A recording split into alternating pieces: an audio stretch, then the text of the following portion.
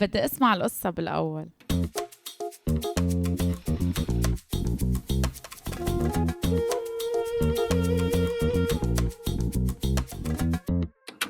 كان عمري 7 سنين وكانوا أهلي جايين من السفر. كان صار لنا كتير إنه هيك شي 15-20 يوم ما شايفينهم ونحن ما معودين، يعني أنا وإخواتي نبعد عن أهلي هالفترة. فرجعوا وهيك وكتير كنا مبسوطين، ووصلنا على البيت جبناهم من المطار وبلشوا بدهم يفتحوا الشنط تبعهم ليعطونا الكادويات. أنا عم برقص، يعني شو كادويات، يعني أحلى بارت بالموضوع. يمكن كنت اكسايتد للكادويات أكتر من شوفة أمي وبي. فتحوا الشنط وبشوفهم بيطلعوا سيارات، وهن السيارات من مسلسل أنا كنت حبه كتير، يعني كان من أحلى، كنت أنطره يعني. فشفت نطلع هالسيارات، هو مسلسل عن سبق السيارات وكان اسمها السيارة ماغنوم. فشفتن عطي سيارة لسيارة كل خي، يعني سيارة من إخواتي، وأنا ناطرة سيارتي، عمي ما عم تطلع سيارتي. وبشوف ماما مسكت لعبة باربي وعطيتني إياها، وكانت إنه الحماس على وجهها لتشوف الرياكشن تاعيتي، إنه لازم أكون مبسوطة يعني. وكان في عقل وطار بس شفتها للباربي. صرت هيك إنه طب ليه باربي؟ ليه؟ إنه أنا بحياتي ما عبرت عن إعجابي بباربي، بحياتي ما حضرت لها موفي، بحياتي ما، مين قالكن إني بحبها؟ وجايبين لي معها خزانة وتياب وشوز وشعرات غير لها إياهن كانت السينيه، يعني إنه ماما إنه لا ما بجيب لها إلا السينيه لزينب. فايه إنه بحس هاي الحادثة كانت الكف اللي أكلته لما كنت صغيرة، إنه لا أنت منك مثل إخواتك، يعني في شي بفرقك عنهم، أنتم مش مثل بعض.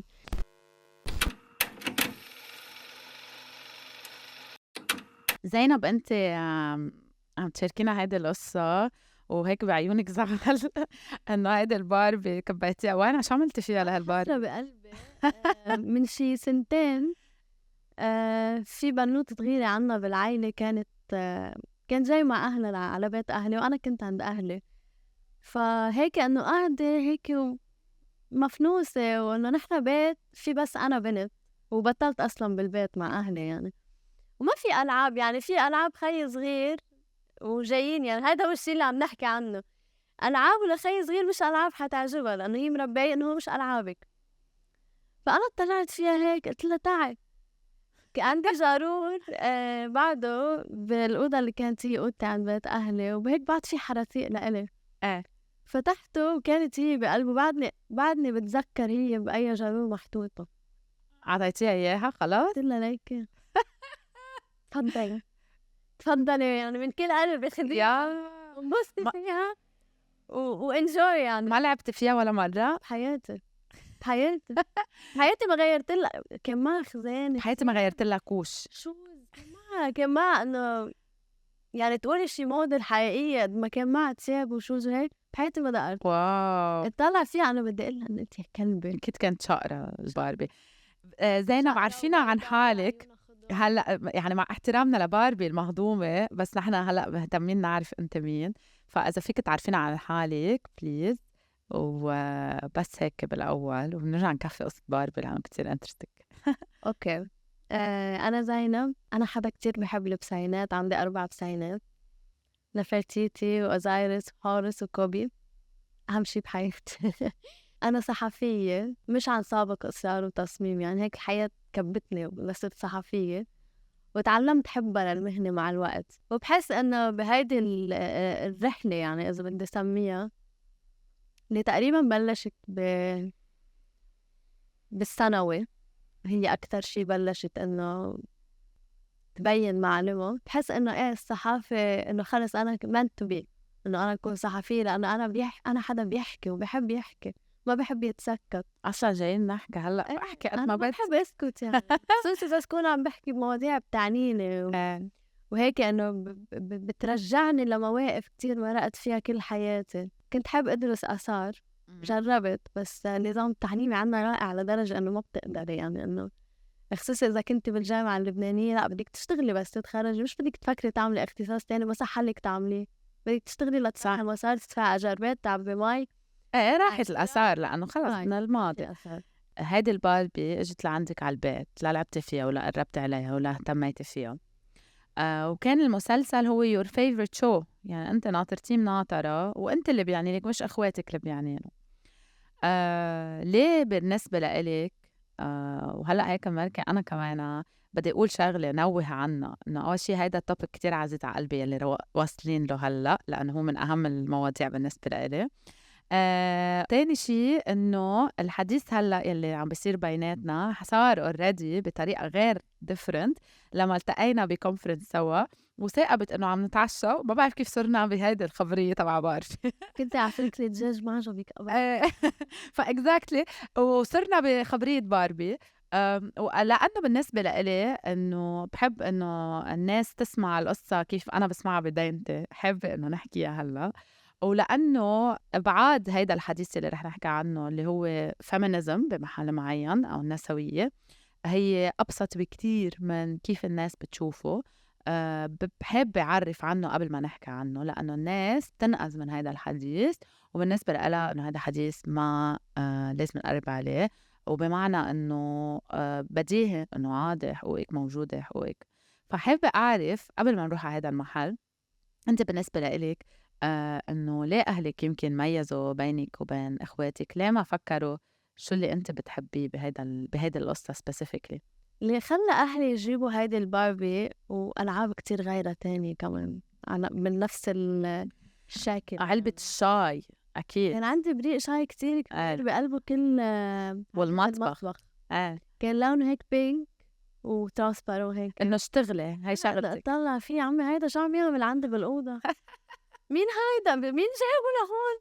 وكان عندي كمان هيك بوبيه بطولة كانت كتير كبيرة، وكمان هيك كان عندك ما كانوا يعنوا لك أطول. كنت أطلع فيها إنه مين دول بيعملوا إيه.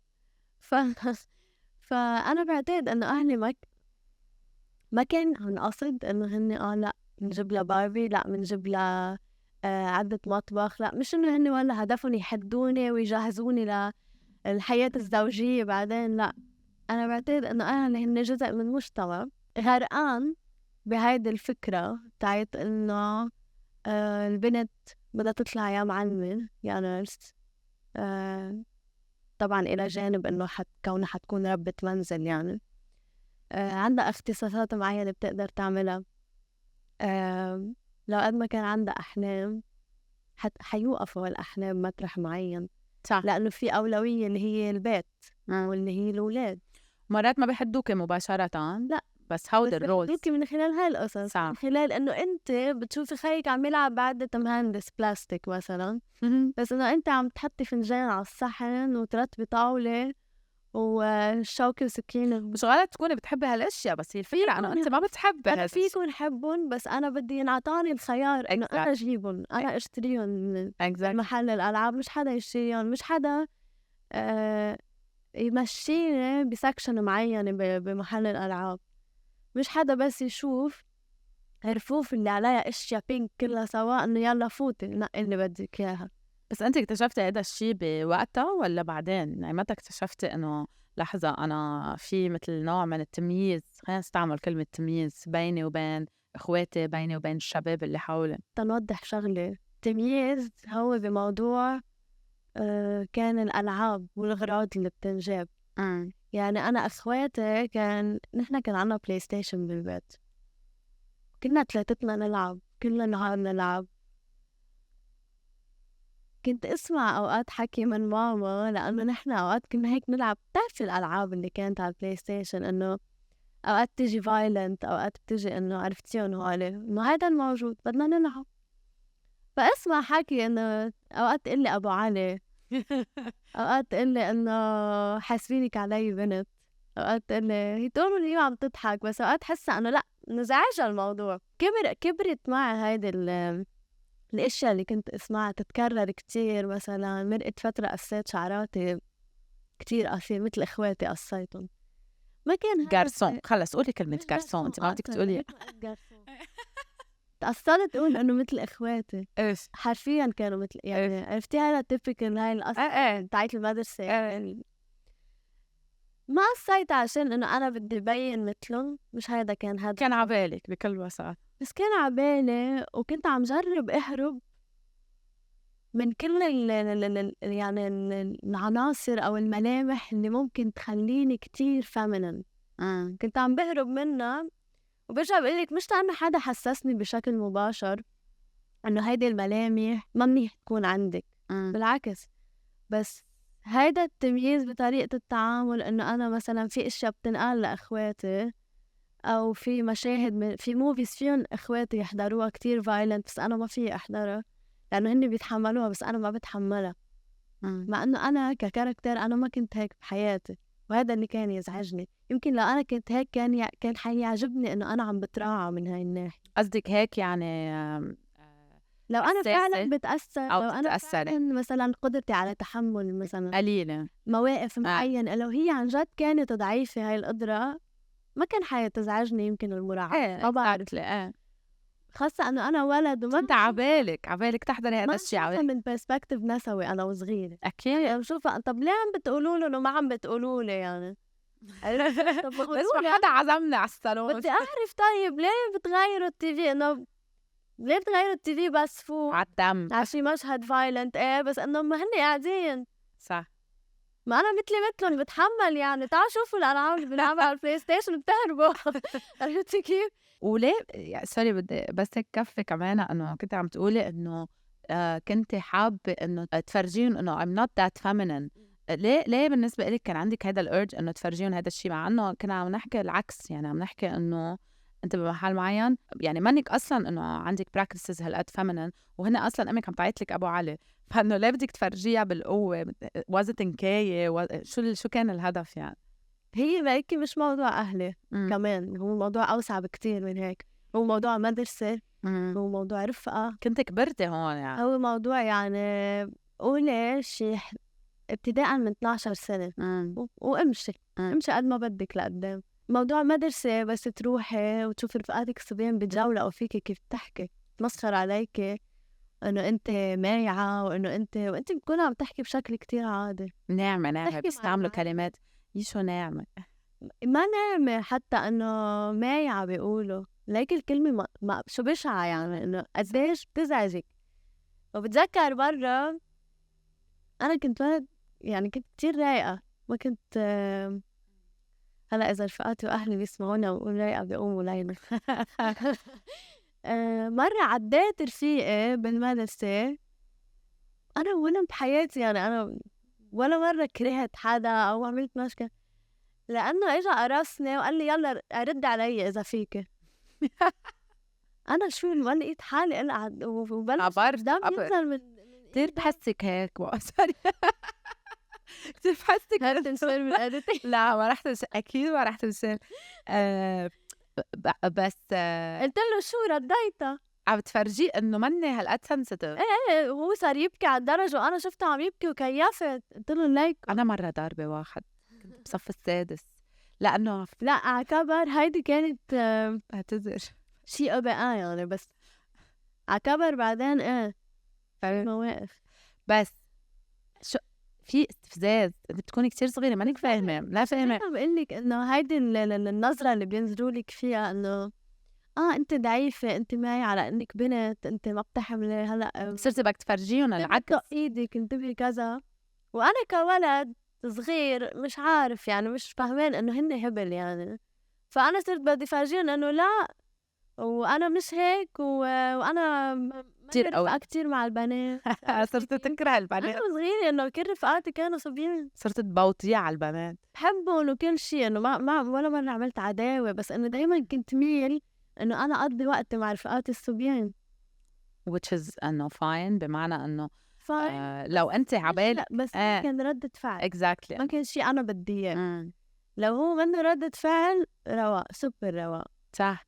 بيعلموكِ إنه يعني كل هيدي الأشيا اللي بتتعرّضي لها بتعلمِك هيك بتخلق شرخ بينِك وبين البنات التانيين خصوصي بالمدرسة، إمم. إنه أنتِ ما بتكوني بعدِك شايفة هاي القصص بارجع باقول لِك من منظور نسوي، فبتصيري تقولي إنه لأ يمكن عن جد هن هيك أنا مش متلُن، إمم.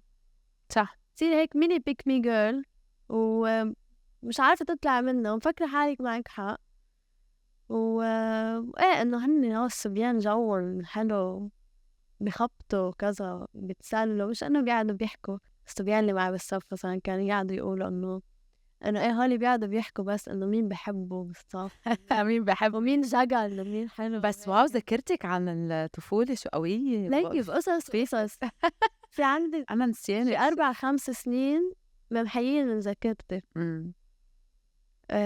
بس في قصص خلص ما بتنسيها. بس بدي كمان إنه تخيلي إنه نحن علمونا كيف نعمل سيلف هيت كنساء، إنه كبنات صغار، إما من ناحية إنه جسمنا مش حلو، ولا عاداتنا وكيف نحب نلعب كمان مش حلو، ولازم يكون على المسطرة، كل ما تطلع ببنت علموك تنتقديها بمحل معين، إنه هيدي شكلها مش حلو وهيدي شكلها مش حسب بحسسوك ستاندرد، إنه أنت بمنافسة مع كل مستدامة 100%. بدك تثبتي بالآخر حالك تصير مش تكرهي منها. حالك. ايه، لأنه أنت إذا كل البنات حواليك والنساء أو الفيميلز منن عاجبينك وعندك شيء تقوليه عنهم، يعني أنت كيفك تحبي حالك؟ مين عنده ستاندرد إنه بيرفكشنزم لحتى تحب حالها؟ يعني مين هيدا البيرفكت اللي حتحب حالها وهي قادرة تشوف فلو بين قوسين، أو تشوف إنه أشياء شائبة بين قوسين بكل النساء اللي حواليها، لأنه هيك المجتمع بده إياها تشوف. وبتصيري تعملي سيلف هيت، لأنه على قصة كمان إنه ما بعرف ليه هلا عم نحكي هالقد قصص فايلنت، بس إنه أنا مرة أنا وصغيرة كمان أنا كان عندي خيين صبيان، واثنيناتهم كانوا كتير إنه مانلي، يعني إنه ماسكلين شكلهم وكل شيء. وأنا يعني مش هينة كمان بحكي زحلاوة يعني لهجتي. anyway مرة كنت لابسة صباط هالقد، يعني صباط، تخيل عليك الكلمة، هالقد كتير كبير، ورايحة على المدرسة. هلأ دارج إنه صار شي ترندي وستايلش، بس أنت وصغيرة بالصف السادس يعني مش كتير كان دارج إنه رفقات البنات لابسين شي ناعم وهيك. فبيجي واحد بيقول لي إنه ليك صباطة مثل الصبيان ومدري شو. لا، أنا لو هلأ إنه تخيل قد بتفرق كإنسان عن جد، إنه إنه لو هلأ كنت بقول له إنه إيه واو إنه شو حلو، إنه ما بعرف، أنا لو بسمع حدا أنا ما بعبره إنه فيه إيه، بس بوقتها زعلانة وبنشي ضربته. لا أنت ما تفهم، ضربته ضربته طلعونا على الإدارة وطرقونا بهدلة. يعني خلينا ما نحكي عن أحداث الضرب، بس بنندم على الماضي. بس إنه ليه؟ لأنه بالنهاية أنا عملت سيلف هيت. يعني أنا بالنسبة لإلي إنه كيف يعني عم تقارني بإخواتي الصبيان؟ كيف يعني أنا my body feels masculine to you to people around us يعني، وأنا مش فاهمة شيء من الخسة، إنه أصلاً already يمكن مش مرتاحة مع جسمي، مش مرتاحة مع حالي، بتنصحي بتضعفي، المجتمع بياكلك أكل، فإنه كل هول وأنت إنه بالآخر بتصير تكرهي حالك، بتصير تخترعي أخبار بحالك، إنه أنا عاملة أشياء بحالي بتموت يعني، عرفتي؟ إنه بتذكر كان عمري شي هيك شي 16، كان عندي اسبادي بيجي هو، ما بعرف إذا بتعرفين هو اللي بيلبسون اللي بيلعبوا باسكت بول، بيجوا كتير هيك دبشين يعني، هيدا المصطلح كان. فكنت امشي بالملعب وهيك انه يعني ليه منك لابسة هاي اللي بيجي عليها بابيون وكذا، إيه بالوين. شو في؟ حتى امي انه كل ما البسه لهيدا هذا الشوز تطلع فيه تقول لي يلا لبست الجرافة. طب ما بيريحني، طب ما بحبه دعيس. إيه كتير في لايرز يعني من اشياء. قد ما نحكي انا عن جد انه قد بدي اتذكر كمان معك اشياء ما بينعدوا قد ايه هن انه تافهين وبسيطين، بمعنى انه قطعوا بشكل هويتي اكزاكتلي. وليكي بعدك تذكرتهم. ايه انه بالتفصيل بعدني بتذكر انا هالباربي كيف كان شكلها، بعدني بتذكر هدول الشوز، هذا الشوز اللي عم بقول لك عنه كيف كان شكله. صح.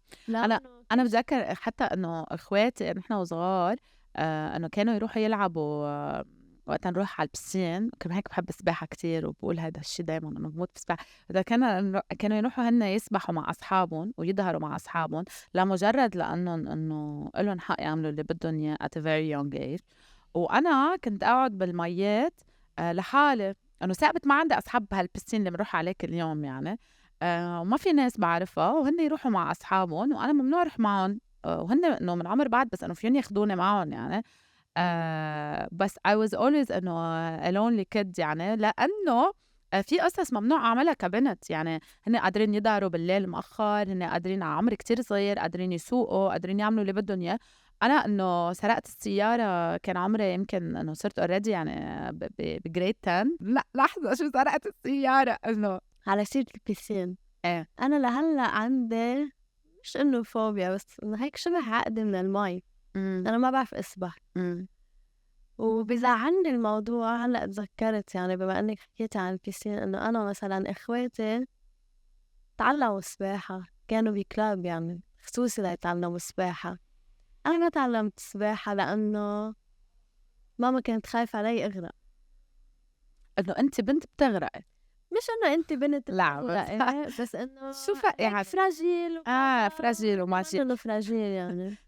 فإنه إيه، حتى هلأ بتصير شي تغرقي يعني تغرقي ماني مضطرة. أنا لهلأ ما بعرف أسبح.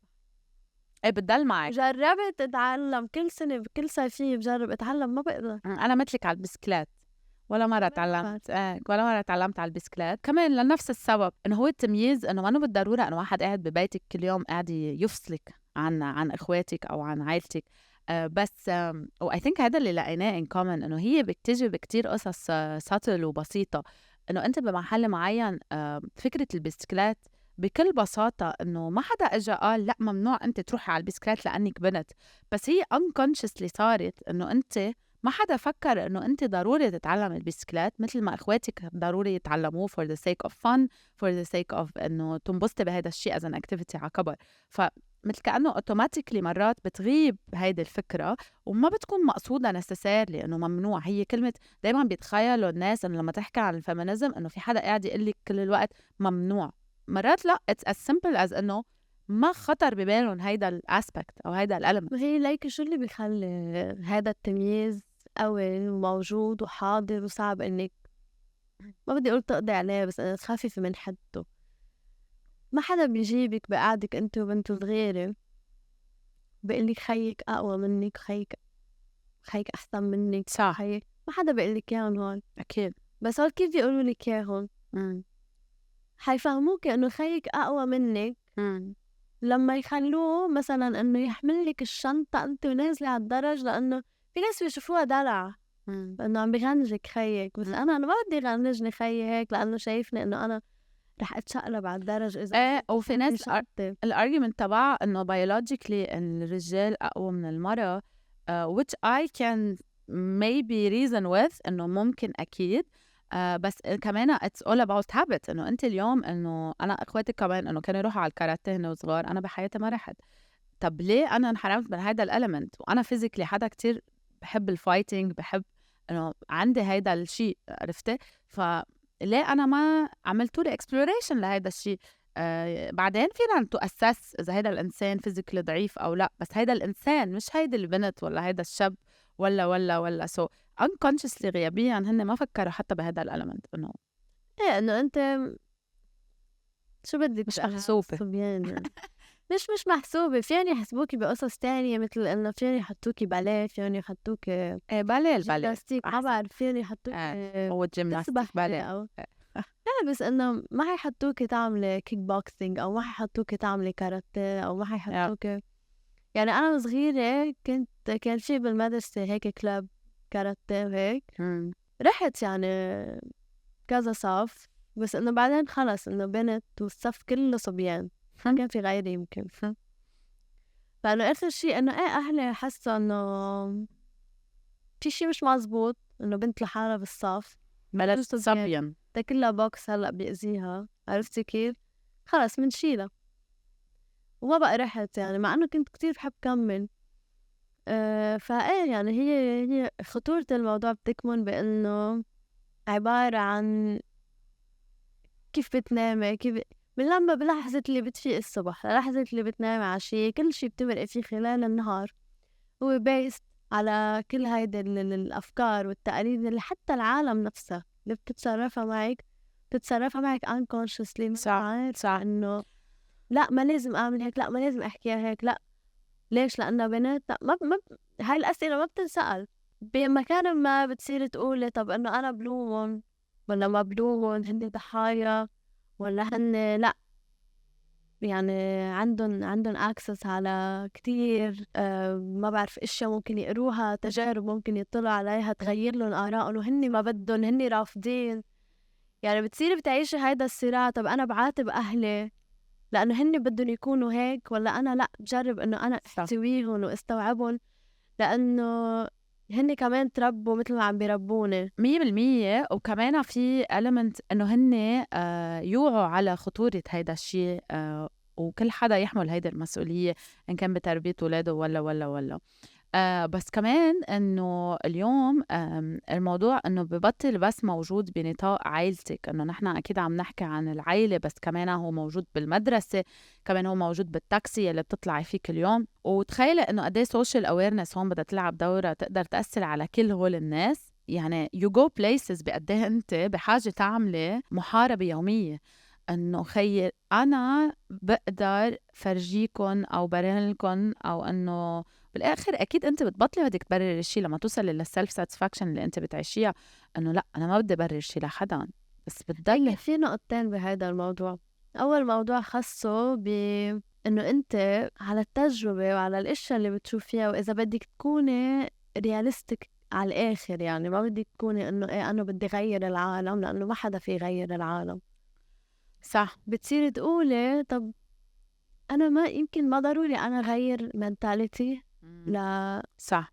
لهالقد عدد ناس كتير كبير صار له عقود على نفس عم بيتغذى على نفس الأفكار وعلى نفس القصص، بس يمكن أنا في أشتغل على موضوع أوكي يحتفظوا بالمنتاليتي بطريقة التفكير اللي هن عندهم إياها، بس ما تأثر علي، صح. ما يفرضوا علي، صح. ما يتصرفوا معي على أساسها. في طريقة تعامل أنتوا بدكم تتصرفوا معي على أساسها، بدكم تحترموني، بدكم تحترموا وجودي، بدكم تعاملوني كأنه أنا شخص مش مرة.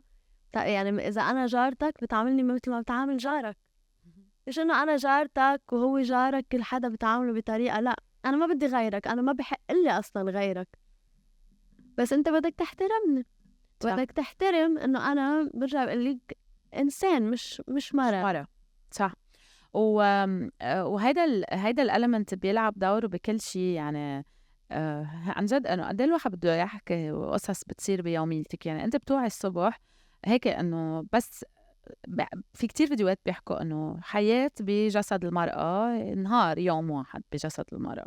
بتوعي الصبح بتقومي بتركبي بالتاكسي، تاكسي يا اما بده يتغزل فيكي، يا اما بده يطلع فيكي بالمرايه من فوق لتحت لانه عجبتيه، يا اما بده يحسك vulnerable فهو بده يعاملك بطريقه كتير فراجيل انه انت مره. اللي ما بيعبرك بيكون انه انت ربحتي، انه انت اليوم هذا الانسان منه سيلف اوير عليك، ما تطلع فيكي كل الوقت. بتروحي على شغلك بمحلات كتير موجود هذا الشيء، مش بكل المحلات بالعمل.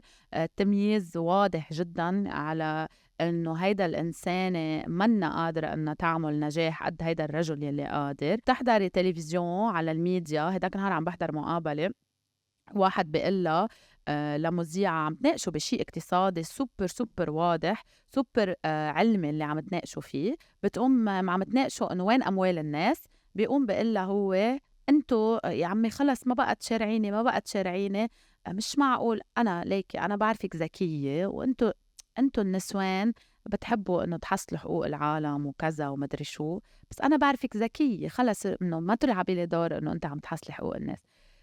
شو دحش فكره انها مره بحديثك. وانا عم بحضر الشيء مع بيي وصرت عصب اقول له بابا ليه عم بيقول هيك، عصبت انه خي انت كيف قدرت هلا تنهي وجود كل هيدي الإنسانة، كل تجربتها، كل خبراتها، كل شيء هي عم تقلك إياه، ما قدرت تشوف غير إنه هي مرة. لأنه هو كل شيء عم بيسمعه من اللي هي عم بتقوله هو exactly مثل هيدا الصوت اللي طالع هلا من ورا البودكاست، ولانه انا ما بعرف زبط قصص تكنيكال. فالفكره انه انت بالميديا عم تشربي هيدا الشيء كل يوم، إذا عم تحضري دعاية المرة يا بدها تكون سكسي وجسمها مبين كل الوقت بطريقة كتير مغرية، يا إنه عم تطبخ ودعاية إنه لعيد الأم بيحطوا لك دعاية لأمك إنه مقلاية هدية مقلاية بقلب بيتك عايشة أنت. هيدا discrimination. إذا بدك تستقلي وتعيشي لحالك يعني أنت بنت ما إلك عازة وأنت بنت منك منيحة وما بعرف ليه بدك تعيشي لحالك. خلصتي من كل هودي الاليمنتس واللايرز، وصلتي لتحبي حدا وتتجوزيه، جيتي لتحبي هيدا الحدا، ببلش هون انه هو اللي بده يفرض كل حياته عليك.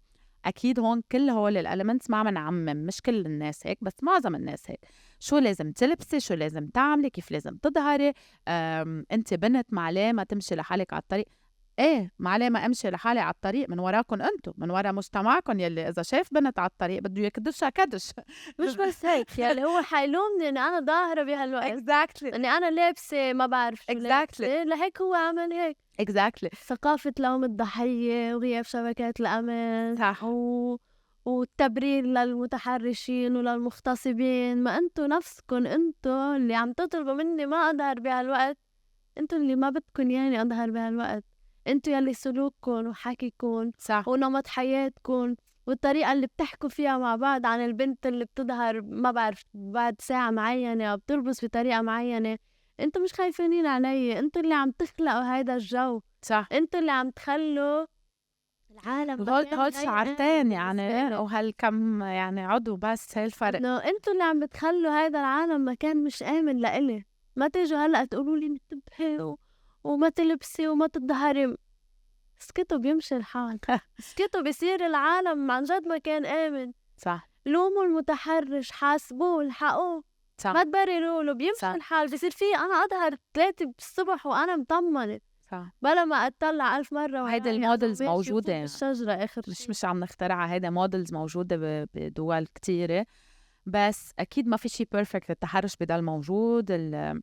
آه، يعني أكيد إنه نحن اليوم إنه كل هولي تخيلي أنت بتعيشي كل هيدي الحياة، كل يوم عايشة نفس الحياة، بيجي واحد بيقلك أنت استريك لأنك مرة، إنه هيستيريكال يعني مجنونة، انه اوفر ايه كل حساسه. ما حدا قال لك شيء بتعصبي علينا، انتم النسويات كلكم هيك. انا في ناس فكروني بكره رجال، مع انه انا بحب الرجال، يعني خلينا نكون واضحين. فانه انه لانه بيعتبروا انه انت اذا بدك حقك يعني انت دايما هيك انه بهالمعركه اللي ما عم هي معركه صح، بس هي معركه رصينه، وهي معركة انت يعني المفروض تكوني عارفة شو بدك، لوين بدك توصلي بس حتى تخوضيها، وبدك تعرفي كيف بدك تخوضيها.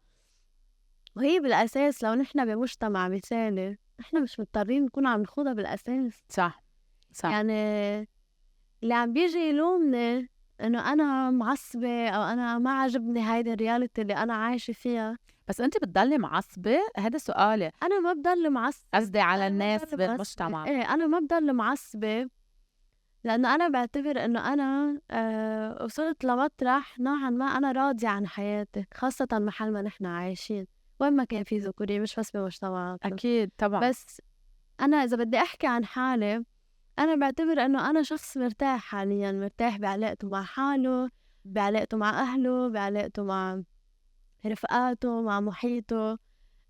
بس برجع بحس إنه في شي غلط. طب منين عم بيجي هالشعور بإنه في شي غلط؟ بتذكر إنه في ملايين ما بعرف مليارات، يمكن نحن كلنا بعضنا ما بعرف قد ايه منجي، بس إنه في كتير بنات بعدها ما عندها هاي اللكجري اللي أنا عندي إياها، إنه أنا أقعد مع كريستين وأحكي هذا الحكي وأتذكر إشياء بتوجع وهلأ أقول إنه ليك وين كنا وين صرنا. في ناس بعدها محلها مش بإيدها، وهون بصير أسأل حالي طب بأي حق؟ وبنغص لي يعني هيدا الرضا اللي أنا عندي إياه عن حالي بنغصه علي، ما بقدر أعيشه للماكسيموم، ما بقدر أقول عن حالي إنه أنا satisfied. أنا مش satisfied ونحن مش بعالم مثالي، وبحياتي ما رح أقدر أكون satisfied. بس حدة وشدة وكترة الحالات اللي منشوفها بتخليكي يعني بمكان ما تبطلي تفكري بواقعية وبمنطقية، إنه نحن مش بيوتوبيا، وين ما كان في هيك. ما فيها كل العالم تكون مبسوطة، لأنه هاي العالم هيك، هاي الدنيا هيك. بس بنفس الوقت تصيري بتفكري فيهم، طب إنه يمكن هيدي ما بعرف، هاي الصبية اللي ما خلوها أهلها تروح على المدرسة كان يمكن تطلع مثل ماري كوري مثلا، بس إنه ما صح الله ما راحت على المدرسة. أيدا أكتر شي بفكر فيه أنا كل يوم. طب هيدي شو كان يعني إذا هي هلأ قاعدة ما بعرف عم تكنس مثلا، اللي هو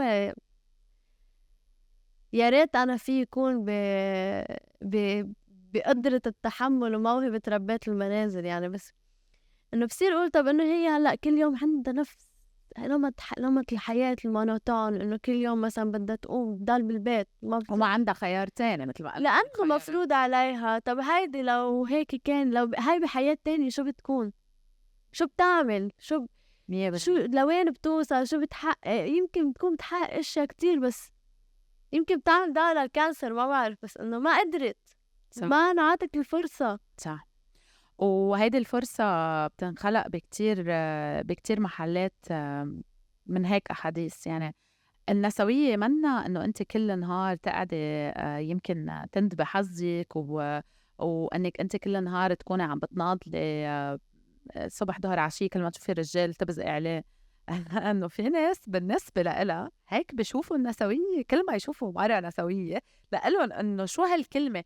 ولا مرة شفت حدا منه فاميليار مع هيدي الكلمة وغضب عليها، وبس نحكي دايما بيكون جوابهم انه هن ما كانوا فهمانين شو هي معناتها.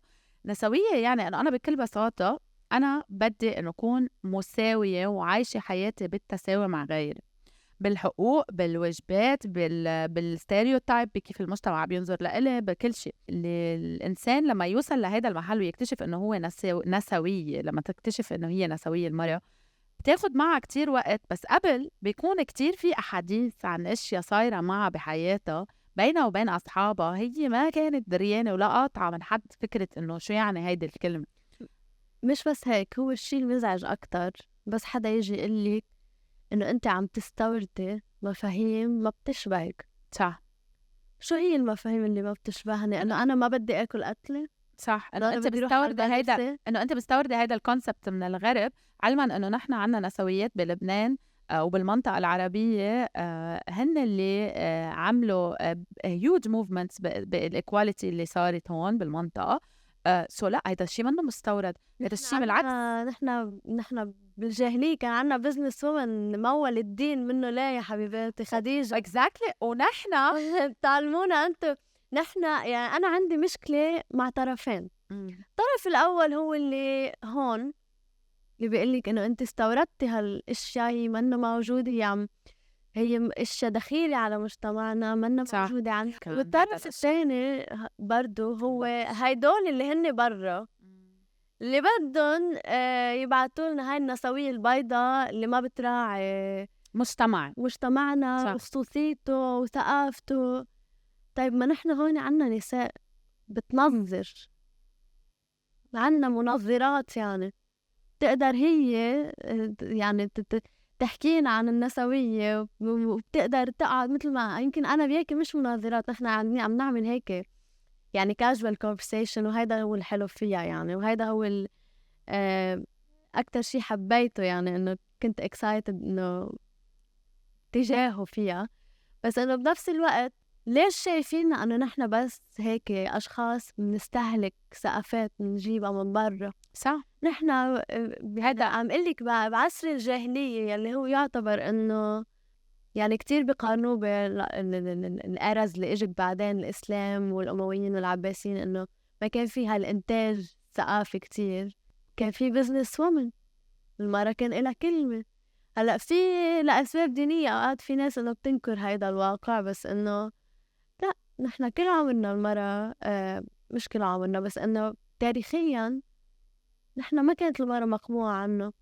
مش نحن اللي كنا نحرق النساء مثل ما كان يصير بالقرون الوسطى بأوروبا. مش نحن اللي كنا نحرق النساء لما يكونوا عالمات، ولما نخاف إنه هن بلشوا يحكوا ويهددوا سلطة الكنيسة. صح. وسلطة اصلا هيدا الكونسبت اوف فيمينيزم بلش بابسط الطرق، انه الديسكريمينيشن كانت كتير عاليه in terms of voting in terms of political participation بالوست بشكل عام. ومع الوقت صرنا نخطي خطوه خطوه خطوه ورا خطوه ل استحصال حقوق واستحصال حقوق. ما في شك انه اليوم نحن متاخرين كتير أكيد كمنطقه عربيه، متأخرين بشكل مخيف من ناحية النساء صحيح. وحقوق النساء. بس طبعا انه هيدا بيشبه كتير فكرة الغسيل الوردي يعني، بس انه الفكرة انه انت اليوم تجي تجيبي فكرة مستوردة من برا على مجتمع ما بتسألي شو عايز، ما بتسألي شو بده، ما بتراعي ثقافته ولما اقول نسأله شو بده، مش نسأل الرجال هو كيف بده انه النسوية تجي، لا نسأل النساء النسويات اللي موجودة بهيدي المنطقة. ومش بس نسأل كمان النساء. يعني أنا إذا بدي أحكي عن النسوية، أنا بلبنان بدي أطلع على مناطق ريفية، طبعا إنه بيروت مثلا لبنان مش بروح أنا عند مثلا بس بزنس وومن مثلا طبعا. إنه أنا أروح على هيك مكاتبهم الفانسي صور معهم. عرفتي كيف؟ أنه لا مش هو اللي أنا بدي أحكي عن وعشوات وغدوات مش هن اللي بيعملوا لي فطارات برمضان وبيعملوا لي عشوات، وإنه هن بيتبرعوا. في ناس بتفكرنا نحن ما بننتقد هالاشياء، نحن بننتقد هيدا الاشياء كنسويات، بس نحن في bigger picture بدنا نوصل له.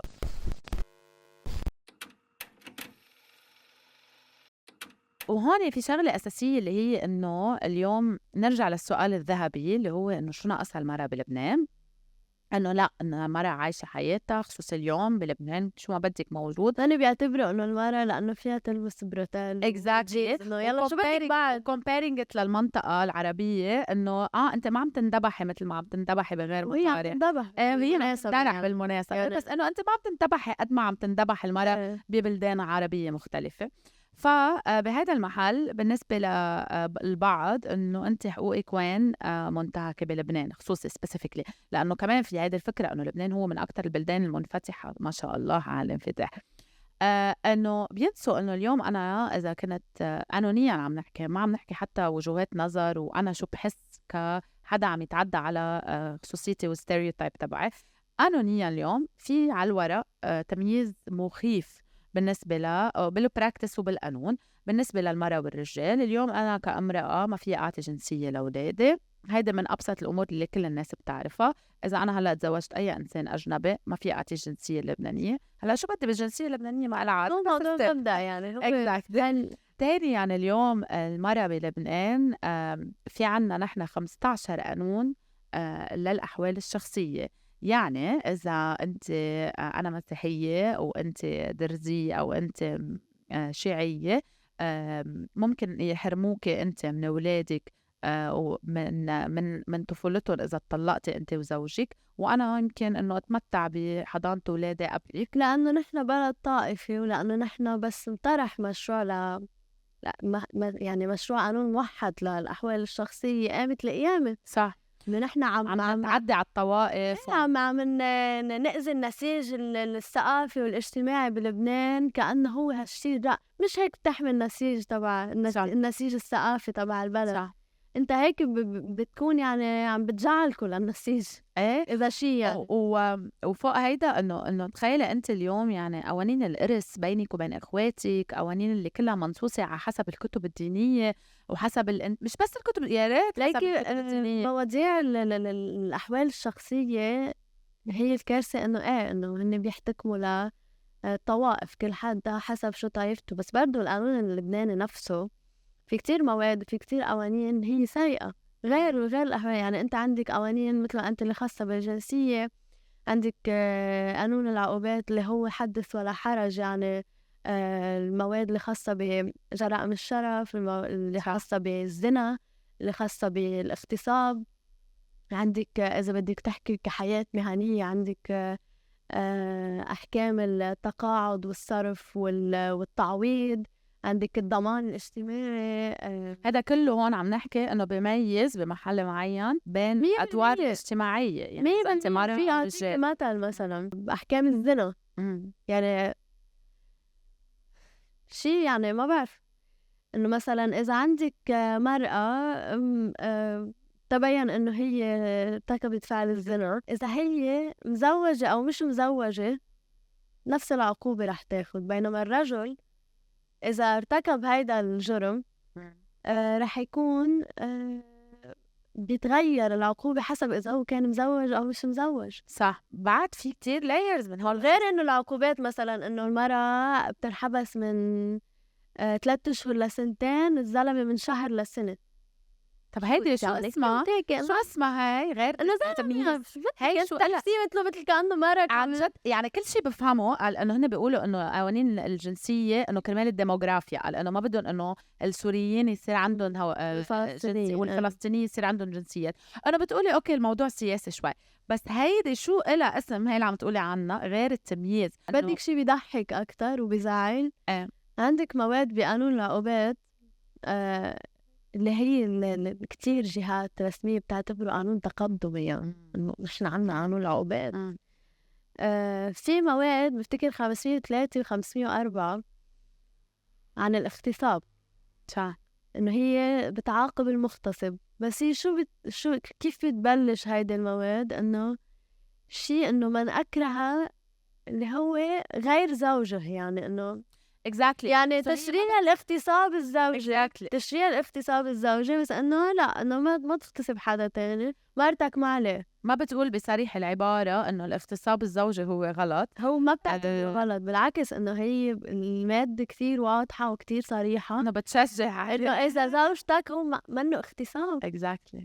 انه هي اذا كانت مكرهة هذا منه اغتصاب، ما هي مرتك، تعمل اللي بدك اياه بس بدك. exactly. وهذه كلها قوانين it doesn't go both ways يعني أكيد طبعا. تخيل يعني وطبعا هذه كلها قوانين مستمدة برضو من أحكام دينية يعني أنت بس بدك تيجي تناقشي بهالمواضيع، فأنت قاعدة عندك أنتوراج ملتزم دينيا ومحافظ دينيا، بدك تيجي تنتقدي هيك مادة حيقلك إنه أنت مش بس عم تنتقدي القانون، أنت عم تنتقدي كلام الله.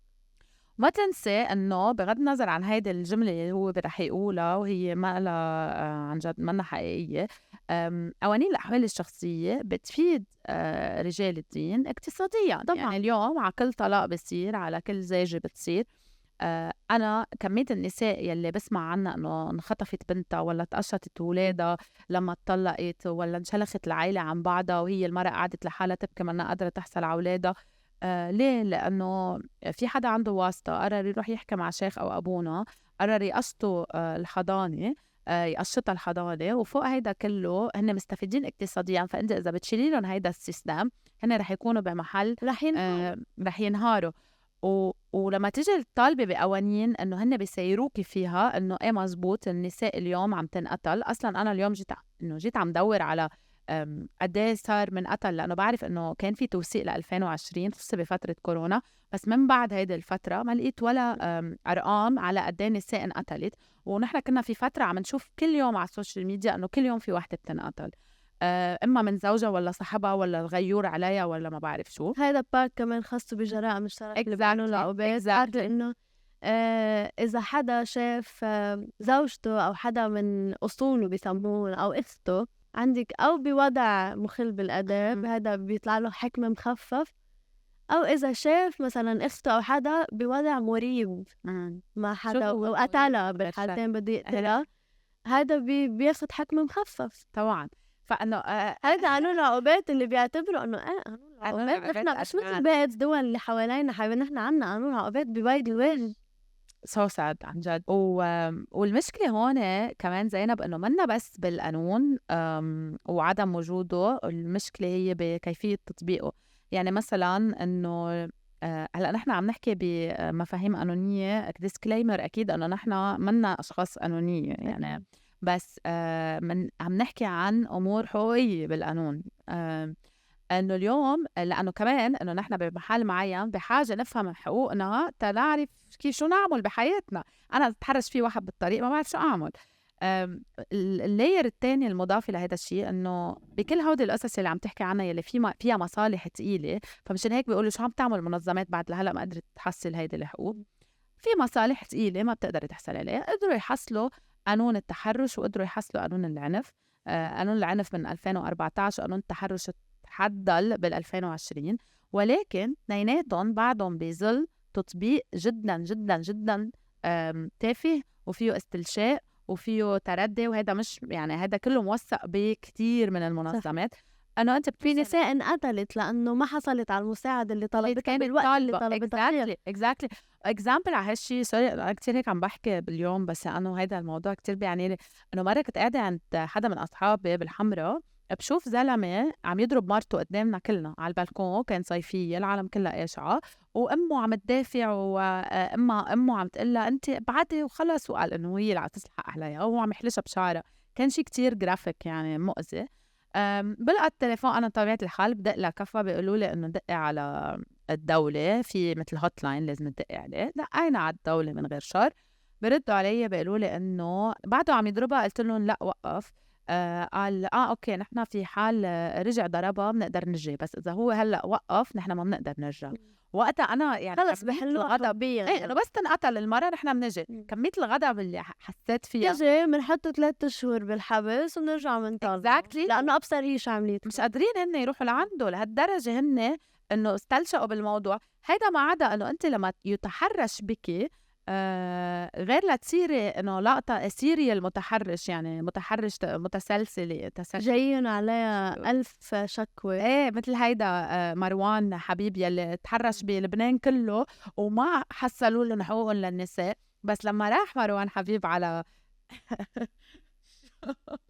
لا عم تضحك حرش لبنان كله يعني لا هيدا انت لما راح على ميامي حبسوه. طب هيدا ليه ما حصلتوا لي حقي انا بلبنان قبل ما يروح؟ قاعد لو لحلة بالعالم ويصوروا. وقال انه قال ليه في بيج اسمها افتح متحرش. ايه قال ليه حبيبي اكيد شو ليه انه هيدا راح دفع قرشين probably. هيدي الصفحة موجودة لأنه في جهات وهيئات شغلتها تكون عم تعمل هيدا الشيء وما عم تعمله، لهيك في هيك صفحات موجودة، ولهيك نحن بنصير ننزل صور وبننزل سكرين شوتس وبنخبر بعض وبنعمل جروبات على واتساب وعلى فيسبوك، لأنه في مين شغلته يعمل هالشيء وما عم يعمله 100%. نحن بنصير إنه نجرب قد ما فينا نخلق شبكات دعم وشبكات أمان بيناتنا، بس نحن فعليا نحن مش لازم نكون عم نمرق بهالشي، مش مضطرين حتى يعني مش لازم تكون حياتنا هيك، مش لازم انا ركلش كل حياتي بطريقه،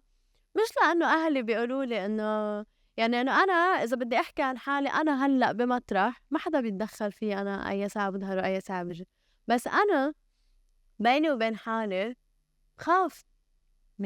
انا عندي خوف، ما بحب اظهر بالليل مؤخره لحالي، ما بعرف شو، ما بعرف مين بيلقطني، ما بعرف مين. تطلعي وراك انا كل الوقت. انا بفوت مره فتت بالشجره عم بتطلع هيك في حدا سامع دعاسات، بتصيري بتوصلي لمطرح اوقات على القصص اللي بتسمعيها وحتى على المواقف اللي بتتعرضي لها او اولموست تتعرضي، بتصيري بارانويد. اكيد بتصيري طب انه ما هي ما بعرف سيدي يخطر ببالك اشياء انت سمعتها قبل، طب ما هي صار معها هيك، انا ليه ما بدي، شو اللي بيمنع يصير معي هيك؟ اصلا انت بكون صاير معك قصص انه بتنسيها براسك. صح. انه انا كذا مره صايره قدامي انه وبعرف قصص عن ناس انه بالطريق ناس بتقرر انه هي بدها تمارس البلاجر تبعها، فخلص عادي بتطلع هو عضو الذكري تبعه وبمارس اللي بده اياه، وانت قاعده عم تتفرج عليه على الطريق.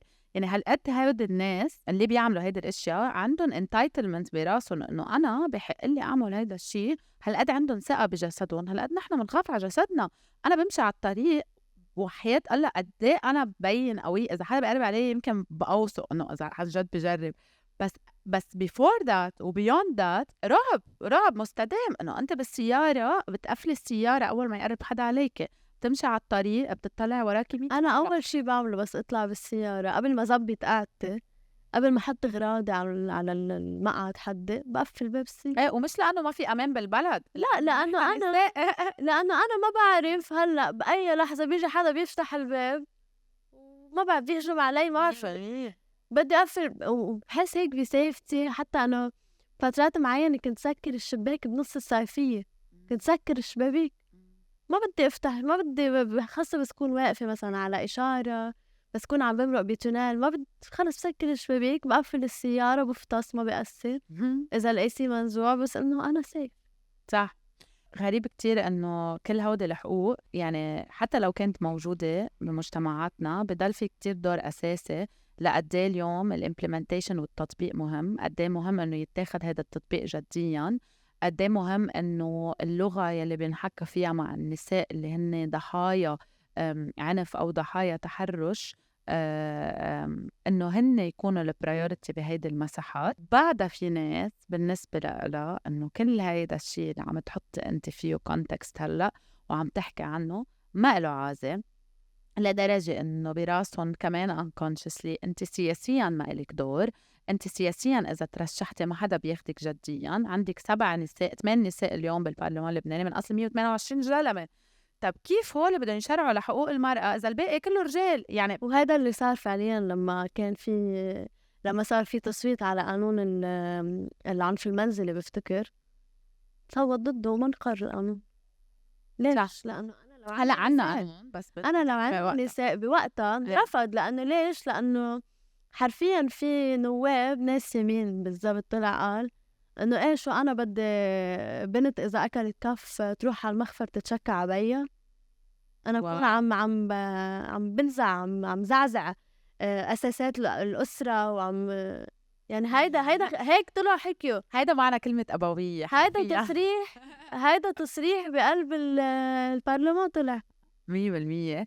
وبس توصل المرأة على القيادة السياسية أول كلمة مثل هاي المذيعة اللي كنا عم نحكي عنها، أول كلمة بيقولوها عنها إنه أنت شرفك بين إجريك، وأنت كان بولا يعقوبيان كل يومين 3 بيطلع لها واحد مدري شو بيقول لها. ما بيهمني كفاءة هول الأشخاص. ما عم عير هلأ كفاءتهم، ما بدافع عن حدا لأنها امرأة فقط.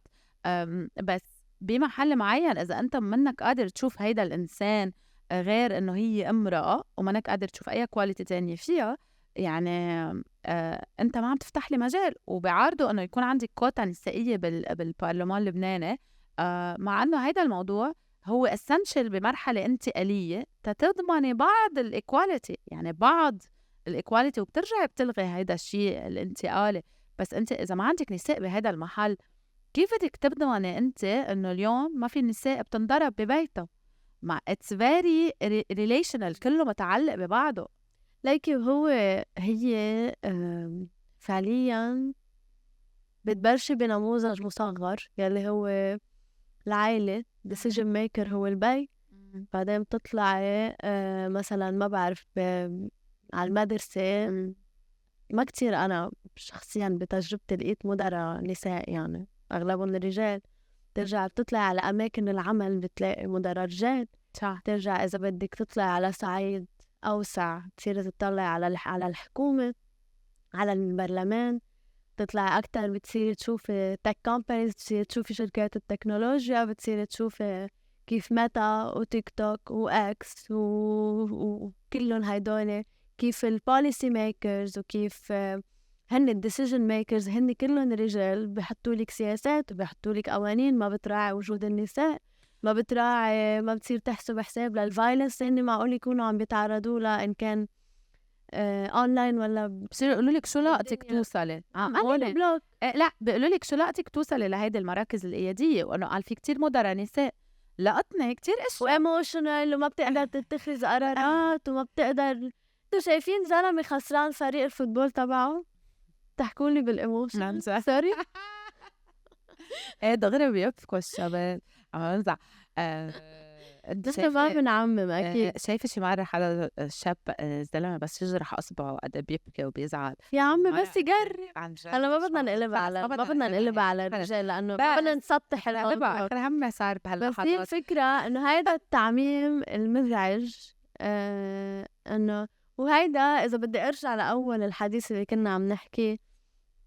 انا كنت طفله حساسه كنت كتير حساسه. اذا حدا هيك إذا شفت بسينة عم تعرج موت، لأنه ما بدك تبيني هذا. بس لا ما بدي بين لحتى ما حدا يستخفي، لأنه أنا قوية. أنا مثل إخواتي، أنا مثل هاي رفقاتي اللي معي بالصف اللي بقعد معهم. ما أنا ضعيفة أنا 100%. وبعدين ومع السنين ضليت سنين هيك. بعدين آخر شي وصلت لمطرح قلت إنه لا خلص ما بقى يعني ما عادش في مطرح خبي يعني انتليت. وبعدين صرت أعرف إنه لا أنا الحلو فيي هو إنه أنا حساسة إنه هيدي blessing بهيك عالم قذر، بهيك عالم تقبلتي حالك، بيعاملنا هيك، تقبلتي هيدا بهيك الشيء. عالم بيعاملنا بهالطريقة، مش بس كنساء، كل العالم. إنه أنا ليش بدي يجي حدا يلومني إذا أنا حضرت فيديو من اللي عم بيصير بغزة وبكيت؟ ما هو ردة الفعل الإنسانية والطبيعية وأنا أبكي، مش إنه أنا ضعيفة وما بتحمل، لا. إنه أوكي في ناس ما إنه مش بتحكمي على الشخص إذا هو مأثر بالحدث أو لا، كلنا عنا reactions مختلفة على الأحداث وعلى القصص، بس بنفس الوقت إنه هيدي المسار اللي أنا مرقت فيه مثلا من أنا وصغيرة للمراهقة لحد ما أنا هلأ بعتبر حالي في شخصية تكونت هلأ، ملامحها واضحة، في هوية. إذا في حدا استقلالية. قال لي خبريني عن حالك بقدر خبره عن حالي. إذا حدا سألني هالسؤال من 50 أنا ما بعرف شو أقول. إنه كنت أول سنة جامعة، إذا حدا قال لي، إذا مثلا ما بعرف كنا بوركشوب أو كنا بتريننج، حدا يقول لي إنه عارفيني عن حالك، طب أوكي زينب وبعدين شو بدي أقول له؟ عن جد بسكت إنه أنا زينب وهيك، بقول إنه يمكن إذا اطلع فيي وشاركت بالوركشوب رح يعرف إنه هيك أنا عندي شي، بس أنا ما عندي شي أقول له إياه. كنت هلأ إذا حدا بيقول لي خبرينا عن حالك فيي أحكيه 3 ساعات، وإذا بده بحكي له بعد وما بيزهق، بينبسط يعني. لا ما زهقنا بالعكس. وبلاس انه كتير حلو انه رجعتي للقصة اللي انا كمان كان عبالي نرجع لها، اللي هي انه اليوم الحساسية او فكرة انه انت حساسة هو شيء صرتي تقبلتي انه هو جزء من your identity. أنا مش تقبلت، أنا يعني you embraced it. أنا I embraced it. أنا فخورة فيه. أنا فخورة فيه لأنه اعترفت بوجوده بعد يعني سنين من الإنكار وسنين من المصطحى فيه. آخر شيء إنه اكتشفت إنه أنا يمكن كنت عم خبي وكنت خجلانة بأحلى شيء فيه، صح، اللي هو إنه أنا شخص بيتفاعل مع محيطه وبيشعر فيه وبيقدر يعني بيقدر إنه هو مش عايش بالإنكار. ما عندي هالإنكار، مش مخبى بحاله. أنا إنسان. وأنا ما ضروري يكون عندي نفس ردة الفعل اللي عند خيي، وأنا ما ضروري يكون عندي نفس ردة الفعل اللي عند رفيق اللي معي بالصف ولا اللي معي بالجامعة ولا 100%. وكمان إنه أنا بالنسبة لإلي إنه هيدا الشيء كتير حلو. it shows on you إنه ببين عليك إنه أنت حدا حساس بس قوي بنفس الوقت، ببين عليك إنه أنت حدا مبسوط بكل هيدي الأشياء، مبسوط بردود فعله، مبسوط بحاله. وبفتكر إنه هيدا جزء كتير كبير من فكرة إنه نحن نفهم شو يعني النسوية. إنه النسوية اليوم هي إنه أنا كرمال إني أقدر أوصل لأبسط حقوقي، للأسف إنه أنا مضطرة إني حارب إني أتقبل حالي قبل أي شيء تاني. هيدا للأسف إنه بالنسبة لإلي أقوى لاير من الفيمينيزم هو إنه أنا أتقبل حالي كامرأة، بلش حب حالي وأقدر أعيش، استقل ماديا، لأنه الاستقلالية المادية هي من أهم الأمور اللي بتخليك عن جد تقدري أنت تقدري تفصلي شوي عن محيطك وتبلشي تبني هيدا التقبل. وللأسف إنه أنت مضطرة تحاربي تقدري توصلي لهيدا الأكسبتنس، ولما توصلي له بتقعدي هيك وبتطلعي وبتلاقي إنه أنا بعد عندي مسؤولية تجاه مجتمعي. نفس الشيء اللي أنت عم تحكيه بالضبط، يلي هو أنا ماني ساتيسفايد وبحياتي أنا بعد عندي exactly أنا بعد حتوصلي لهاي الحقيقة المرة راتب حياتك ما حتكوني مبسوطة. يعني خيارات اللي هي بتضرني أو فيها أي نوع من السكسيزم تجاهي ما رح أختارها. ما رح أختار بارتنر عنده سكسيزم لإلي، ما رح أختار أصحاب حيط حالي شيء عندهم هيدي النظرة لإلي. بس لحظة، في كمان بيئة حولي بعد ما قدرت تحصل ولا شيء، وهذا اللي بيوجعك اليوم. إنه أنت اليوم توصلي لمطرح بالآخر النساء يلي عم تنقتل كل يوم أنت واعية عليها، أنت عم تسمعي أخبارها. النساء يلي عم يتحرش فيها بالطريق أصحابك أنت واعية على أخبارهم. هون بيصير دور إنه شو يعني فيمينيزم بالنسبة إلي. فيمينيزم إنه أنا هيدا الرول رح يضل معي بحياتي باي ديفولت كل حياتي. ليش؟ تحصل المينيموم. بس هو ليش هو بيجي كهيك شيء باي ديفولت بيجي فينا؟ لأنه أنت عشتيه. لا مش بس لأنه إيه صح، بس مش بس لأنه عشناه، لأنه الحقوق يعني وعيك لإلها وطريقة فهمك لإلها وإدراكك إنه هي شيء لازم يكون موجود، هو شيء فطري. صح صح. يعني أنا مش إنه النسوية هي هالميستري بوكس اللي أنا صح اخترعته ونزعوك النسوية ويلا بريكولاج من هون ومن هون. هيدا هو مثل كتاب القواعد تبع النسوية أنا بدي ألتزم. لا صح. ببساطة أنا بدي أعامل مثلي مثل أي شخص، مثل أي رجل بالأحرى كمان. مش ما بدي أعامل على إنه أنا مرة. وفي شيء بيغفل عنه كتير ناس، إنه مفهوم النسوية هو مش بس يعني هدفه يحصل أو يطالب بحقوق النساء، هو هدف يكون عم بيطالب بحقوق أي مجموعة عندها حقوق منتهكة بالعالم. 100%. يعني الجهود النسوية هي مش بس بتتركز على النساء وعلى حقوق النساء، واللي هي أصلا يعني بحد ذاتها حبيبتي بتفيد الرجل. سوري هي بتفيد كل نسوية العالم. بتفيد الرجل بس أنا أحكي هي هي بتفيد كل العالم، كل يعني الأشخاص اللي عم مثل ما قلت لك بتنتهك حقوقهم. للأسف تعامل معاملة هيك شيء فلابر، ما بعرف شيء غريب مستورد من برا. وبنفس الوقت بحس في كتير ناس عليها مسؤولية بهالشي. يعني في عندك بحس أوقات إنه مش وقت أو ما لازم كتير نحكي عن الأشخاص اللي هن قرروا ياخدوا مبادرات ويعملوا مثلا جمعيات أو شيء، إنه لا هون عم يجربوا يساعدوا. بس بنفس الوقت أنا بيزعجني بس شوف مثلا ما بعرف مبادرة أو جمعية أو جروب مثلا نسوي ببلد عربي عم بيعطيني مثلا على السوشيال ميديا، إذا بدي أحضر كامبين أعملها عم يعطيني كونتنت كأنه أنا قاعدة بكاليفورنيا. صح. طب ليه؟ بعيد عن الواقع. طب ليه بيزعل الفاوندر يعني؟ بيزعل الدونر. هيدا الدونر. طب إنه أنا بس إنه يجي ينعمل لي كامبين معينة العالم تنفر منه هون. طب ما أنا صار لي سنين عم بجرب أقنع، ما بعرف إذا بدي أعطي مثل، عم بقنع هيدا الزلمة إنه لا نحن ما عم نستورد من برا. أنا عارفة إنه أنا لنقول إجازة الأمومة تاعتي لازم تكون هالقد وهالقد، وما بدي حدا بس ارجع وهي فكرة مستوردة حدا يساعد. يعني مش بحاجة حدا إياها، هيدي ماني بحاجة حدا يفهمني إياها. بيقوم بيجي بيحضر فيديو بيستفزني مش بس.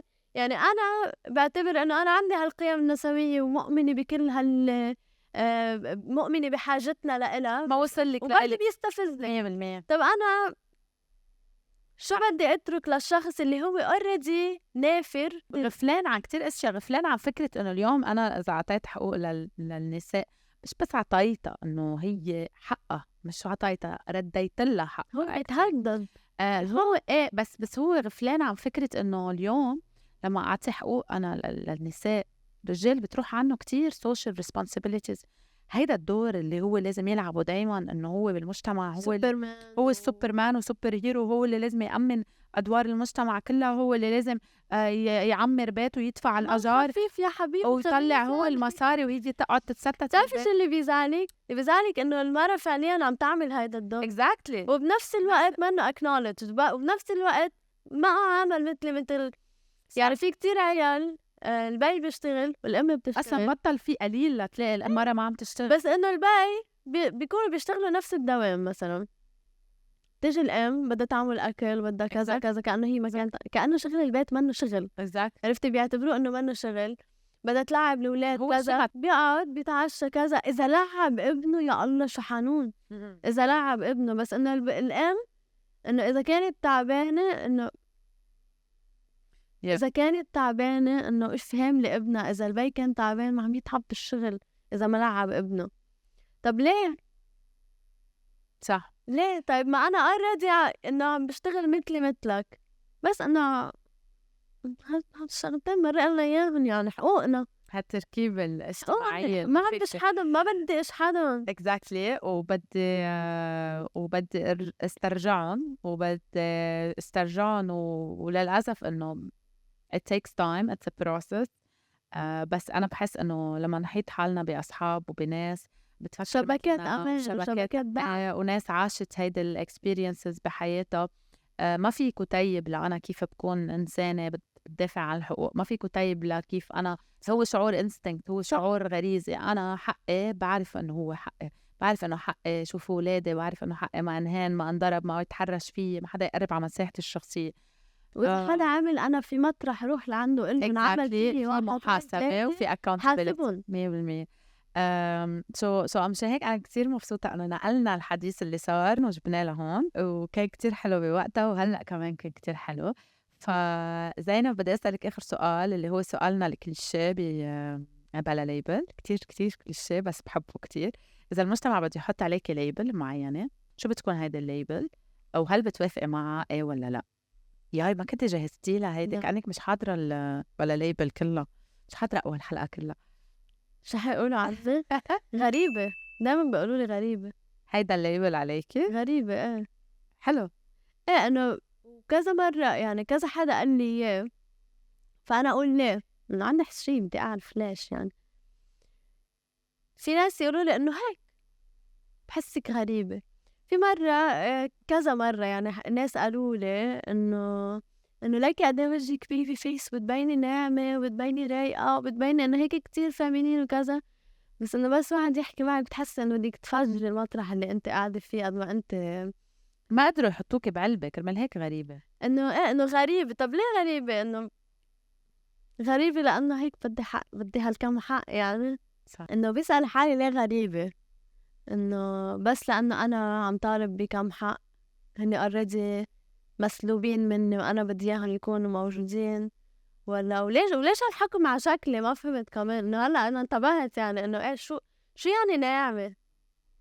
شفتي قلت لك هيدي الكلمات يا الله. هلا رجع شو يعني ناعمة؟ ومين قال إنه إذا أنا أوكي إذا بدي إنه أقطع عنه إنه إذا ما نامحة ناعمة بسكت، لازم أنا إنه سوا بالقتت وقت. طب ليه؟